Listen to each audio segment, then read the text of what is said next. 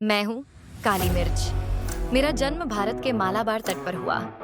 एक ऐसी जगह है जो हरियाली से भरपूर है और जहाँ मसालों की खुशबू हर ओर फैली रहती है। यहीं से शुरू हुआ मेरा सफर। भारत काली मिर्च का उत्पादन करने वाला चौथा सबसे बड़ा देश है।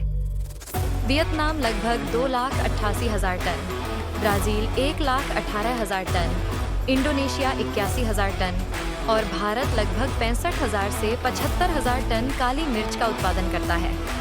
फिर भी भारत में उगाई जाने वाली काली मिर्च मांग और गुणवत्ता की दृष्टि से सर्वोत्तम मानी जाती है।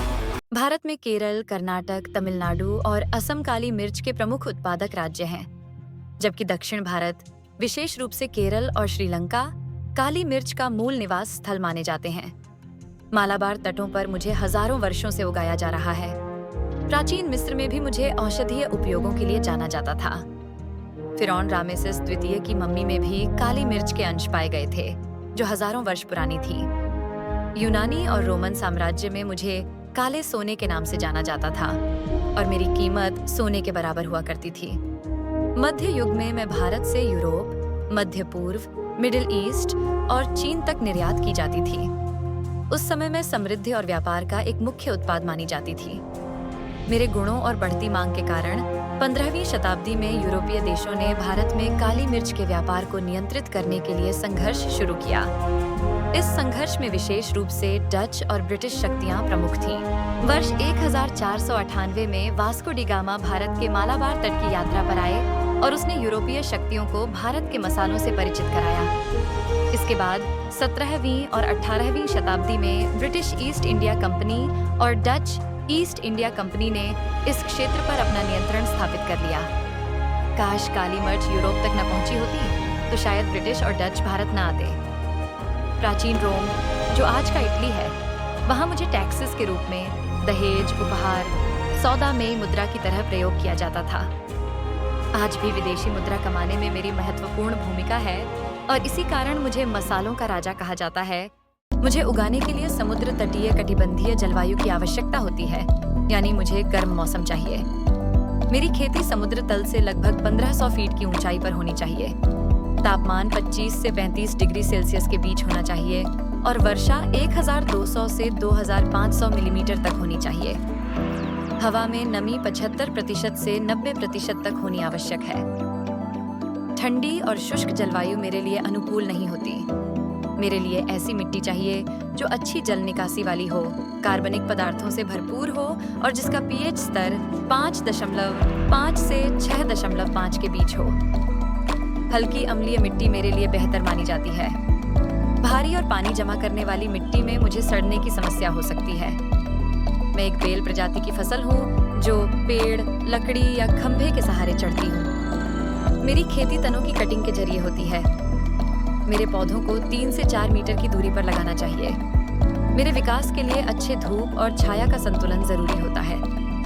जैविक खाद, वर्मी कंपोस्ट और पोटेशियम व फास्फोरस की उचित मात्रा मेरे लिए आवश्यक है।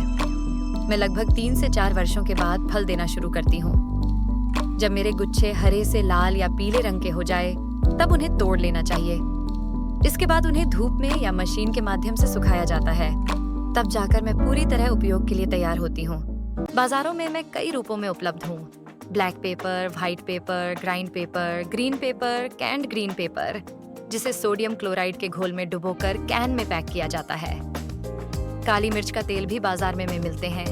पेपर, ओलियोरेजिन्स और ग्रीन पेपर सॉस भी बाजार में मिलते हैं। अधिकतर मेरा उपयोग खाद्य पदार्थों में स्वाद और संरक्षक के रूप में किया जाता है। साथ ही औषधीय उपयोगों में भी मेरी महत्वपूर्ण भूमिका होती है। काली मिर्च वजन कम करने में सहायक होती है। ये मेटाबॉलिज्म को तेज करती है। आयुर्वेद के अनुसार यदि मुझे गर्म पानी में शहद के साथ लिया जाए तो मैं जल्दी वजन घटाने में मदद करती हूँ। मैं सर्दी, खांसी और श्वास रोगों से लड़ती हूँ। खांसी को पतलाकर फेफड़ों से बाहर निकालने में सहायक हूँ। मेडिकल साइंस और अष्टांग हृदय के अनुसार मैं हृदय के लिए लाभकारी हूँ। पोषण मूल्य के अनुसार मैं हड्डियों और जोड़ों के दर्द को दूर करने में मदद करती हूँ। गर्म दूध में चुटकी भर काली मिर्च डालकर एक आयुर्वेदिक काढ़ा बनाया जा सकता है, जिसमें काली मिर्च, दालचीनी, अदरक और तुलसी मिलाकर पी सकते हैं। गुनगुने पानी में शहद के साथ काली मिर्च का सेवन करने से इम्यूनिटी मजबूत होती है। लेकिन मेरी कुछ सावधानियां भी हैं। यदि मेरा अधिक सेवन किया जाए तो मैं पेट में जलन और एसिडिटी का कारण बन सकती हूँ। अत्यधिक सेवन से मुंह में जलन और गर्मियों में शरीर में गर्माहट बढ़ सकती है। ब्लड प्रेशर के मरीजों को मेरा सेवन नहीं करना चाहिए। अगर मैं गलती से आंखों में चली जाऊं तो जलन और पानी आ सकता है। अधिक मात्रा में मेरा सेवन गर्भाशय में जलन का कारण बन सकता है और स्तनपान कराने वाली महिलाओं के दूध के स्वाद को भी बदल सकती हूँ। जिन लोगों को लीवर या किडनी की समस्या है, उन पर मैं अतिरिक्त दबाव डाल सकती हूँ, इसलिए मेरे लिए यह हानिकारक हो सकता है। इसलिए मेरा सेवन सीमित मात्रा में करें। रोजाना 1 से 2 चुटकी पर्याप्त है। गर्मियों में ज्यादा सेवन से बचें। अगर पहले से पेट, ब्लड प्रेशर या एलर्जी की समस्या है तो डॉक्टर की सलाह जरूर लें। काली मिर्च में उच्च मात्रा में फाइबर लगभग 25 ग्राम पाया जाता है, जो कब्ज में राहत देता है और ब्लड शुगर को नियंत्रित करता है। इसी कारण आयुर्वेद में भी इसका उपयोग पाचन क्रिया को सुधारने और गैस की समस्या दूर करने के लिए किया जाता है। सुश्रुत संहिता में भी काली मिर्च की पाचन अग्नि को बढ़ाने वाले गुणों का उल्लेख मिलता है। इसमें कम मात्रा में स्टार्च और फैट होती है और उच्च फाइबर की उपस्थिति कोलेस्ट्रॉल के स्तर को कम करती है, जिससे हृदय रोग से ग्रसित लोगों को खतरा कम होता है। इसके अलावा हाई फाइबर होने के कारण यह भोजन को धीरे धीरे पचाती है, जिससे ग्लूकोज का अवशोषण भी धीरे होता है, जो डायबिटीज के लिए लाभकारी है। काली मिर्च में उच्च मात्रा में कार्बोहाइड्रेट 64.81 ग्राम और प्रोटीन 10.5 ग्राम पाया जाता है, जो लंबे समय तक ऊर्जा प्रदान करता है। इससे मांसपेशियों की मरम्मत होती रहती है और उनका विकास भी निरंतर होता रहता है। इसमें 9.7 मिलीग्राम आयरन होने के कारण यह एनीमिया को रोकती है, हीमोग्लोबिन बढ़ाने में मदद करती है और रेड ब्लड सेल्स के निर्माण में सहायक होती है। साथ ही इसमें 1.3 मिलीग्राम कॉपर भी होता है, जो मस्तिष्क में न्यूरोट्रांसमीटर के निर्माण में सहायक होता है और हड्डियों को मजबूत बनाता है। तो ये थी मेरी कहानी, काली मिर्च की कहानी। मैं हूँ काली मिर्च, द किंग ऑफ स्पाइसेस।